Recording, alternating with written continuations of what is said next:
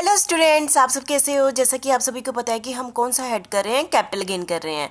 तो capital gain दो type के होते हैं, short term capital gain and long term capital gain. एक नया टाइप का टॉपिक मैं आपके साथ डिस्कस करने जा रही हूँ, डीम्ड कैपिटल गेन। डीम्ड मतलब माना गया कैपिटल गेन, जो पहले कैपिटल गेन नहीं माना था, लेकिन कुछ ऐसी सर्कमस्टांसिस हुई कि हम उसको क्या मानने लगे हैं, कैपिटल गेन मानने लगे हैं, और उस पर हम क्या लगाएंगे, टैक्स लगाएंगे। ये अपने आप में अकेला एक टॉपिक है जो आपको थियरी में भी क्वेश्चन आ सकता है कि डीम्ड कैपिटल गेन क्या होता है। ठीक है, तो डीम्ड कैपिटल गेन कौन से सेक्शन के अंडर दिया हुआ है, सेक्शन 47A। तो सबसे पहले डीम्ड कैपिटल गेन कौन से सेक्शन के अंडर दिया हुआ है, सेक्शन 47A में दिया गया है। ठीक है, तो आपको पता चल गया 47A। assets is transferred from a parent company to a subsidiary company और from subsidiary company to parent company। ठीक है, जैसे कि आप सभी को पता है कि होल्डिंग कंपनी होती है, यहाँ पेरेंट कंपनी मतलब होल्डिंग कंपनी होगी ना, जैसे कि। और सब्सिडियरी कंपनी में आपको पता है, होल्डिंग कंपनी वो कंपनी होती है जिसने सब्सिडियरी कंपनी के 50% से ज़्यादा से लेकर 100% तक के शेयर लिए होते हैं। तो सब्सिडियरी कंपनी में जो रूल्स चलते हैं, क्योंकि डिसीजन लेने की पावर किसके पास आ जाती है, होल्डिंग कंपनी के पास आ जाती है। दो कंपनियां हैं, मतलब डेफिनेशन आपको पता है, होल्डिंग कंपनी क्या होती है, सब्सिडियरी कंपनी क्या होती है। यदि दोनों कंपनियां एक दूसरे को यदि कैपिटल एसेट्स ट्रांसफर करती है, तो हमने पहले डिस्कस किया था ना कि जब ये दोनों कंपनियां, चाहे होल्डिंग कंपनी सब्सिडियरी कंपनी को कैपिटल ट्रांसफर करती है या सब्सिडियरी कंपनी होल्डिंग कंपनी को ट्रांसफर करती है, तो हम ट्रांसफर की डेफिनेशन में उसमें उसको काउंट नहीं करते हैं। लेकिन यहाँ पर कुछ सर्कमस्टांसिस हैं जिसमें जब वो ट्रांसफर करेगी तो उसको कैपिटल गेन माना जाएगा, डीम्ड कैपिटल गेन माना जाएगा, और उस पर क्या लगेगा, टैक्स लगेगा। ये कौन से सेक्शन में लिखा गया है, सेक्शन 47(4)(5)(4) या 5 है, 47(4) एंड 5 या 5 है। ये आपने जरूर ध्यान रखना है, जब भी कोई टॉपिक करे तो आपने सेक्शन जरूर लिखने हैं। ठीक है, such capital assets is converted by transferee company. Transferee company कोई भी हो सकती है, होल्डिंग कंपनी भी हो सकती है और सब्सिडियरी कंपनी होती है जो ट्रांसफ़र कर रही है क्या, अपनी कैपिटल असेट्स जो ट्रांसफ़र कन्वर्ट कर रही है, ट्रांसफरी कंपनी। और into is treated by stock in trade, किस में ट्रांसफर कर रही है, स्टॉक इन ट्रेड में। स्टॉक इन ट्रेड में समझते हैं ना, मतलब उसी टाइप का बिजनेस करती है, जो कैपिटल असेट्स है उसका बिजनेस करती है, स्टॉक इन ट्रेड में कन्वर्ट कर रही है। ट्रांसफरी कंपनी और ट्रांसफर कंपनी होती है, तो दोनों में कोई भी हो सकती है। ठीक है, before the expiry of a period of 8 year from the date of transfer.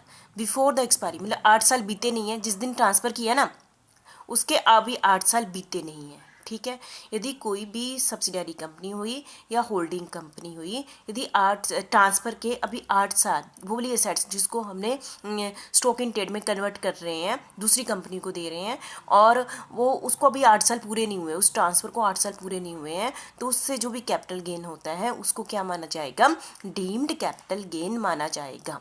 ठीक है, तो आप समझ गए, मतलब कि सबसे इंपॉर्टेंट बात क्या है यहाँ पर, किस में कन्वर्ट की जा रही है, treated as stock in trade. उसको ट्रीट कैसे कर रहे हैं, स्टॉक इन ट्रेड। यदि इसको ट्रीट कैपिटल असेट्स करेंगे तो नहीं आएगा, ये आपने ध्यान रखना। यदि उसको ट्रीट क्या कर रहे हैं, स्टॉक इन ट्रेड में ट्रीट कर रहे हैं, जो एक कंपनी दूसरी कंपनी को ट्रांसफ़र कर रही है, उसको स्टॉक इन ट्रेड ट्रीट कर रहे हैं ना, और अभी 8 साल बीते नहीं है, तो इस टाइप के गेन को हम डीम्ड कैपिटल गेन कहेंगे, और इस पर क्या लगेगा, टैक्स के पॉइंट ऑफ व्यू से। ठीक है, तो नेक्स्ट है हमारा the parent company. Parent company कौन होगी, जैसे होल्डिंग कंपनी होगी, और इट्स नॉमिनी, नॉमिनी भी हो सकते हैं ना, जैसे नॉमिनी हो गया आगे, ये cease to hold the 100% share capital of subsidiary company. उसने सब्सिडियरी कंपनी के कितने शेयर ले लिए हुए हैं, 100%, मतलब कि होल्डिंग कंपनी ने, पेरेंट कंपनी ने कितने सब्सिडियरी कंपनी के शेयर ले लिए हैं, 100%। बिफोर द एक्सपायरी, अभी 8 साल बीते नहीं है जिस दिन उसने कैपिटल असेट्स उसको ट्रांसफ़र की है, अभी 8 साल बीते नहीं है। The capital gain which are exempted, जो जो उसने एग्जम्पशन कब ली थी, आपको बताइए ना।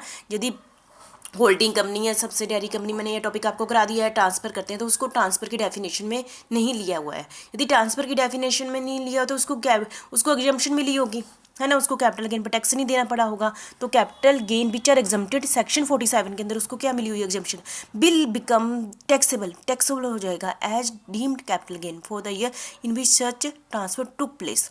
जिस साल इसने ये ट्रांसफ़र की है उस साल ये क्या हो जाएगा, इस पर इसको डीम्ड कैपिटल गेन माना जाएगा। मतलब कि यदि पेरेंट कंपनी ने या नॉमिनी कंपनी ने किसी सब्सिडियरी कंपनी 100% शेयर लिए हुए हैं, ठीक है, और जब ये ट्रांसफ़र हुई है, ठीक है, जब उसने कैपिटल गेन की और 8 साल पूरे नहीं हुए, ट्रांसफ़र हो गए, जैसे ऊपर वाला ही केस था, अभी ट्रांसफ़र कर दी है पर अभी 8 साल पूरे नहीं हुए हैं, और जो उसने एग्जम्पशन 47 के अंदर ली हुई है, कैपिटल गेन की, वो टैक्सेबल होगी, उसको taxable as deemed capital gain of the year in which transfer took place. ठीक है, जिस साल उसने ट्रांसफर किया उस साल उसकी डीम्ड कैपिटल गेन माना जाएगा। ठीक है, तो मुझे लगता है आप समझ गए होंगे।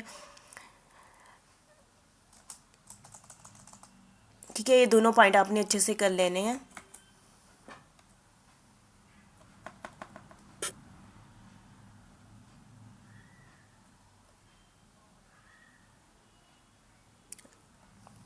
नेक्स्ट है हमारा, in case there is breach of any of the condition prescribed for exemption of capital gain on succession of a firm और सोल प्रोपराइटर कंसर्न। जैसे कि आप सभी को मैंने ये टॉपिक कराया ना कि जब एक सोल प्रोपराइटर अपने आप को किस में कन्वर्ट करवा लेता है, कंपनी में कन्वर्ट करा लेता है, फर्म भी किस में कन्वर्ट हो जाती है, कंपनी में कन्वर्ट हो जाती है, तब वो उसको क्या ट्रांसफर करता है कि अपनी कैपिटल असेट्स ट्रांसफर करता है ना। तब मैंने आपको ये टॉपिक कराया था कि जब इसको हम ट्रांसफर की डेफिनेशन में नहीं लेंगे, यदि ट्रांसफर की डेफिनेशन में नहीं लेंगे तो उसके कैपिटल गेन पर भी टैक्स नहीं लगा होगा। ठीक है, और इसने ये वाली क्या ली हुई है, ये ली हुई है, और उसने कंडीशनें थी उस समय सोल प्रोपराइटर पर भी कंडीशन लगती थी, फर्म पर भी कंडीशन लगती है। उन्होंने वो वाली कंडीशन को क्या कर दिया, ब्रीच कर दिया, तोड़ दिया है। ठीक है, मेरे कहने का मतलब हमने एक टॉपिक किया था ना, जब एक एकाकी व्यापार और जो फर्म है वो अपने आप को किस में कन्वर्ट करवा लेती है, कंपनी में कन्वर्ट करा लेती है, तो अपनी कैपिटल असेट्स वहाँ ट्रांसफ़र कर देती है पूरी की पूरी, है ना। आपको पता है उसके बदले वो शेयर ले लेते हैं। ठीक है, और उनको उनके पर कुछ कंडीशनें लागू होती हैं, कंपनी फर्म पर भी और सोल जो एक एकाकी व्यापार पर भी, और लेकिन वो कंडीशनें क्या करते हैं, फुलफिल नहीं करते हैं। ठीक है, कौन से सेक्शन के अंदर, सेक्शन 47, 13 एंड 14 के अंदर वो कंडीशनें फुलफिल नहीं करते। The amount of gain arising from such transfer, यदि उसने वो गेन कर लिया ना, क्योंकि उसने ट्रांसफ़र किया है ना, और हमने उसको ट्रांसफ़र कंसिडर किया ही नहीं, तो उस गेन पर क्या लगा, टैक्स लगा ही नहीं। और द गेन टैक्सेबल, तो उस गेन पर टैक्सेबल लगा in the hand of the successor company in the previous year in which such breach of condition take place. जिस कंपनी ने, चाहे फर्म ने या सोल, मतलब जिस समय वो कंडीशन क्या की गई है, ब्रेक कर दी गई है, फॉलो नहीं की गई है, तो उस ट्रांसफ़र पर जो उसने कैपिटल गेन पर जो रिवेट ली थी उस पर क्या लगेगा, डीम्ड कैपिटल गेन माना जाएगा। कौन से सेक्शन के अंडर, सेक्शन 47A3 के अंदर। जैसे कि आपको मैंने स्टार्टिंग में बताया था ना, सोल और फर्म अपनी जो ट्रांसफ़र कर देते हैं, कंपनी में ट्रांसफ़र कर दिया ना, तो हम ट्रांसफ़र की डेफिनेशन में नहीं लेते हैं। यदि ट्रांसफ़र की डेफिनेशन में नहीं लेंगे तो इसका मतलब उसके कैपिटल गेन के हेड में भी नहीं लेंगे, इसका मतलब उस पर टैक्स भी नहीं लगेगा। लेकिन उस पर कुछ कंडीशनें लागू थी, लेकिन उन्होंने वो कंडीशनें फॉलो नहीं की, तो अब कहते हैं यदि फॉलो नहीं करेंगे तो कैपिटल गेन माना जाएगा और उस पर टैक्स लगेगा, इसलिए इसको डीम्ड कैपिटल गेन माना जाता है। तो ठीक है, तो आप मुझे लगता है समझ गए होंगे। With effect from assessment year, ये कौन से, नेक्स्ट हमारा पॉइंट है, कौन से असेसमेंट ईयर के बाद ये टॉपिक लागू हुआ, 98 और 99 असेसमेंट ईयर के बाद से ऐसे कह लो, फ्रॉम कह लो, the transfer who has transfer its membership. आपको ये भी टॉपिक कराया था ना, transfer it membership of recognise stock exchange है रिसीव्ड शेयर। जैसे उसने मेंबरशिप क्या कर दी, ट्रांसफ़र कर दी, अपनी मेंबरशिप होती ना, किसी पर्सन ने अपनी मेंबरशिप ट्रांसफ़र कर दी, उसके बदले उसने क्या रिसीव कर लिया, कंसिडरेशन के बदले शेयर ले लिए। सच share can not be transfer for a period of 3 year. यदि उसने अपनी मेंबरशिप ट्रांसफर के बदले क्या ले लिए हैं, शेयर ले लिए हैं, लेकिन एक कंडीशन लागू होती है ना, जब तक आपने 3 साल तक आप शेयर ट्रांसफर नहीं कर सकते, बेच नहीं सकते, इस टाइप से कह लो, है ना। पर लेकिन उसने वो कंडीशन फॉलो नहीं की, share can not transfer for a period of 3 year from the date of transfer of membership. जब आपने मेंबरशिप ट्रांसफर की तो उस कंपनी के आपको शेयर मिल गए। ठीक है, तो शेयर मिल गए तो आपके पास आप पर रिस्ट्रिक्शन लगी हुई थी, आप 3 साल तक ये शेयर बेच नहीं सकते, ट्रांसफ़र नहीं कर सकते। लेकिन the amount exemption claimed under section 47 shall be deemed as income, क्योंकि आपको उस समय एग्जम्पशन मिली हुई है, क्योंकि आपने ट्रांसफ़र कर दी ना उस शेयर को, तो अपनी मेंबरशिप, तो उसमें आपको एग्जम्पशन मिली थी। लेकिन अब वो एग्जम्पशन क्या होगी, आपकी कट कर देंगे। अब आपको उस इनकम को हम क्या मान लेंगे, deemed as income chargeable to tax under the head capital gain section 47A2।